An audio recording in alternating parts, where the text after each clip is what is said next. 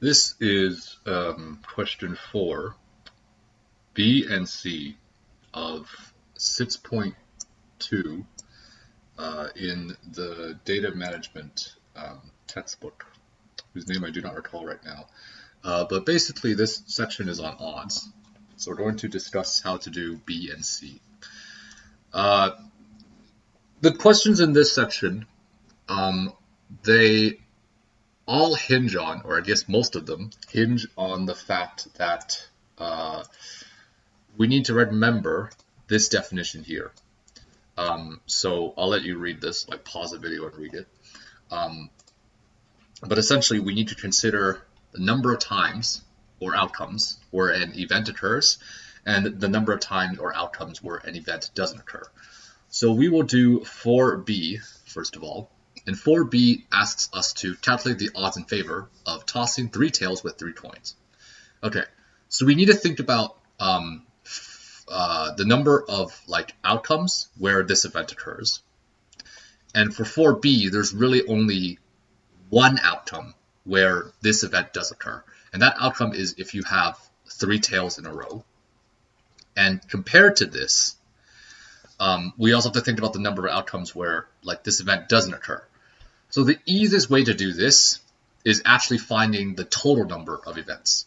So you can do this however you wish. Like you could draw a tree diagram, for example. Your tree diagram might look something like this.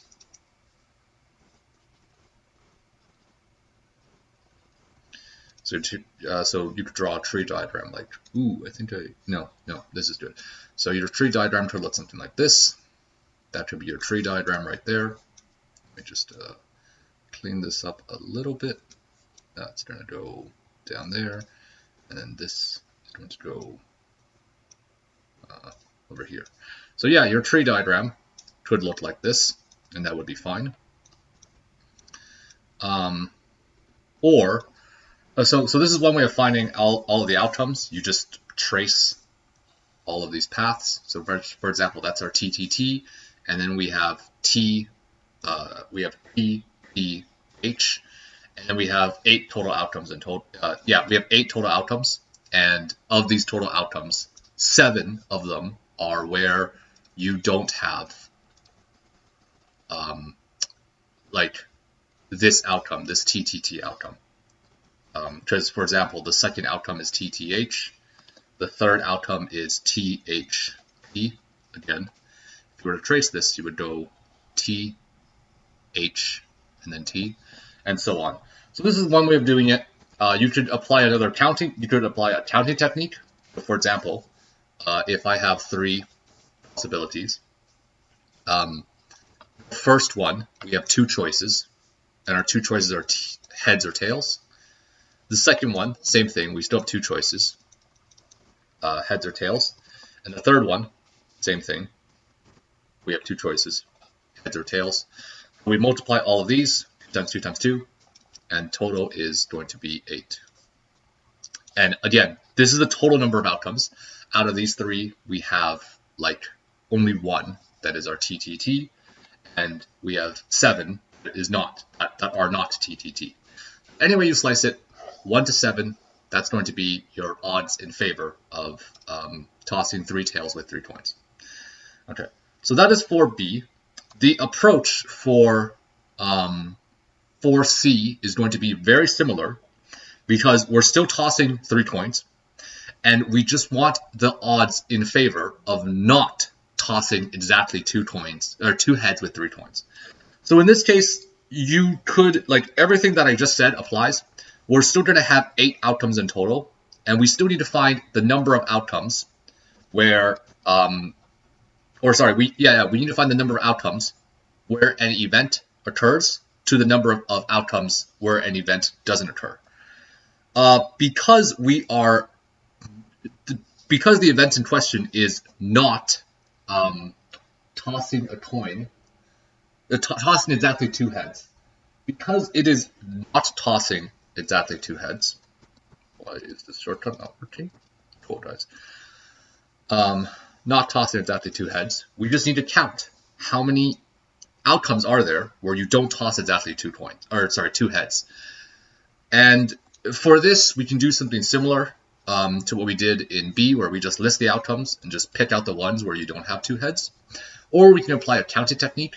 So our counting technique in this case might be to say,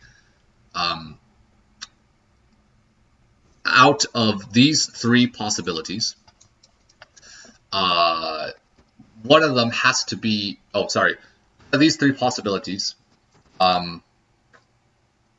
we either have all three of them be heads, so already that's one, or we have all of them be tails, so that's another one, or lastly, we have two of them be tails and one of them be heads.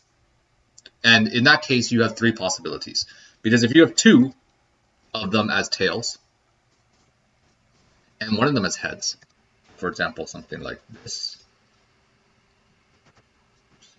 Don't want to do that. Don't want to do that. So, for example, something like this. Our tails could be, so we could toss a tail first, and a heads first. Sorry, a tail first, a heads first, then a tails first. That's one possibility. We should swap these around. Tails, tails, heads. And lastly, we could swap these around. Heads, tails, tails. So basically we're doing like 3, choose 1 when it comes to the heads and tails thing.